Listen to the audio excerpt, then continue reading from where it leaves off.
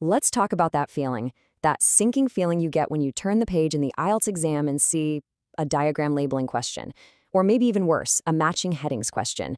If that's you, and those questions have ever cost you points, then you're in exactly the right place. Today, we are going to turn that fear into some serious confidence. Yeah, let's just be real for a second. Seeing one of those can be super stressful, right? They feel so complicated, they eat up your precious time, and it is so easy to get totally lost in the weeds. But what if I told you that with the right game plan, these could actually become some of your easiest points? Seriously. I bet for a lot of you out there, the answer is a big yes. It feels like they were designed just to trip you up. But here's the thing. They're not a nightmare. They're a puzzle. And today, I'm going to hand you the keys to unlock it, step by step. All right, so let's get into the why. Why are they so darn tricky? It's simple, really. They're testing two totally different parts of your brain. For labeling a diagram, you need to be a detective, magnifying glass out, hunting for very specific clues. But for matching headings, you gotta switch hats completely. Now you're a strategist, looking at the whole battlefield, trying to grasp the big picture, the main idea of a whole paragraph. And you can't use detective tactics for a strategist's job, right? It just doesn't work. Okay, first up, let's tackle diagram labeling. We're going to use this really cool passage about Harlech Castle to break down a method that honestly is pretty much foolproof. So go on, put on your detective hat, let's do this. Okay, here it is, your 4-step diagram decoder plan. Listen closely. Step 1, do not look at the text yet. I'm serious, just look at the diagram. What's already there? What are you looking for? Step 2, spot the keywords in the labels you already have. Step 3 is the hunt. You scan the text for those exact keywords or maybe synonyms, words that mean the same thing. So if the diagram says entrance, maybe the text says gate or doorway, see? And finally, step 4, the moment you find a match, write it down and move on. Don't linger, don't second guess, just lock it in. Okay, theory's great, but let's put this into action.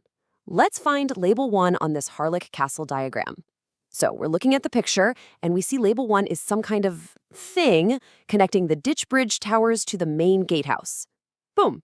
Those are our keywords. That's what we're hunting for. So now we scan the text. We're not reading every word. We're just looking for ditch bridge towers and gatehouse. And what do you know? Look at this. This sentence links them up perfectly. It literally says you cross a, wait for it, stone bridge to connect them. And just like that, we've got our answer. I mean, how cool is that? It's a perfect example of the strategy working just like it should. We used the labels we already had as anchors, we scanned for those anchors in the text, and the answer, stone bridge, it just jumped right off the page. Simple as that. Okay, but what happens when it's a little bit trickier, right? When it's not so obvious?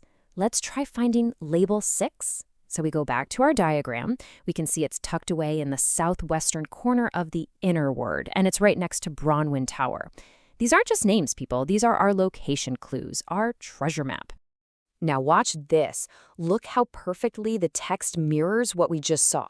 We scan for our clues, southwestern corner or Bronwyn Tower, and bingo, the text says exactly what's in that specific spot. So here's the big takeaway, maybe the most important one for diagrams. The labels that are already there are your best friends. Seriously, they are like giant blinking signposts telling you exactly where to look in the text. And that's how we know the answer for number 6 is kitchen. All right, detective hats off. It's time to put on our strategist hats. We're moving on to our second big challenge, matching headings. And for this one, we have to totally switch gears. We're putting away the magnifying glass and looking at the whole map. And our case study for this is a super interesting text about the language Esperanto. Okay, get ready for the heading hero strategy. 4 steps again, but totally different. Step 1, and this is crucial. Read all of the heading options first. Get a feel for the choices. Step 2, read one paragraph, just one, from beginning to end. Step 3, this is the magic part. You have to ask yourself, what is the absolute main point here? What's the one thing this whole paragraph is trying to tell me? It's not about keywords here, it's about the main idea. And finally, step 4, find the heading that fits that main idea like a glove, match it up, and this is important, cross it off your list. You won't use it again. So let's pretend these are some of our options on test day. We've got one about young adults, one about an inventor's goals, another on where a name came from, and something about free places to stay. Okay, so these are the themes we're looking for in the paragraphs. All right, let's read paragraph B together. It's talking about a guy named Zamenhof and his goal. It mentions world peace and building a community. Can you feel the vibe of this paragraph? It's not about one little fact, is it? It's all about the bigger purpose, the why behind the whole thing. So, before I give it away, what do you think? Looking back at our options, is this paragraph about a name? Is it about free accommodation? Nah, what's the real core message here? If you were thinking the inventor's objectives, you nailed it. The entire paragraph is about Zamenhof's goals, his ambitions.